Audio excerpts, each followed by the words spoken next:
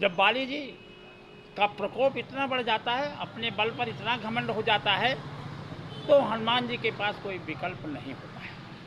तो उस समय मारुति जी फिर भी एक बार कहते हैं कि परिवार का मामला है, आपस में कलह, युद्ध ये नहीं होना चाहिए। इसका प्रभाव दूसरे राज्य पर पड़ता है और इसका असर जब दूसरे पर पड़ेगा तो असुर प्रवृत्ति जागृति होगी और उनको बल मिलेगा और हमारा बल क्षीण होता जाएगा, क्योंकि आपस की ही कमी से ही अपने परिवार में फूट पड़ती है और अपना परिवार जब टूटता है तो शक्ति विहीन इंसान हो जाता है। इसलिए आप हमारे चाचा श्री हैं, मैं आपका भतीजा हूँ।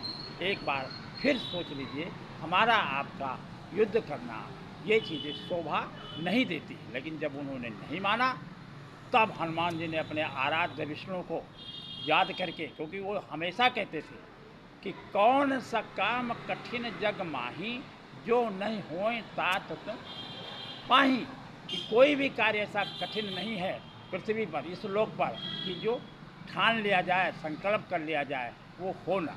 उन्होंने प्रभु को याद करके हुंकार भरी तो विशाल काया अतुलित बलधामम हेम शैलाव देहम तनुज बन कृषाणु ज्ञानी नाम गृहणम सकल गुण निधानम बाणानाम धीशम रघुपत प्रिय भक्तम वात जातम नमाम। बजरंग बली की ये काया, ये हुंकार सारे तीनों लोग ब्रह्मांड में फैल गई और फिर उसको पता लगा कि भाई इसका अंत तो नहीं हो पाएगा। तो अब इस पर हम यहाँ पर कथा को फिर से रोकते हैं और आप लोगों से कहते हैं कि इसको देखिए और इसको लाइक करिए, सब्सक्राइब करिए, ताकि हमारा मनोबल बढ़े और आप लोगों तक हम सामग्री पहुँचा।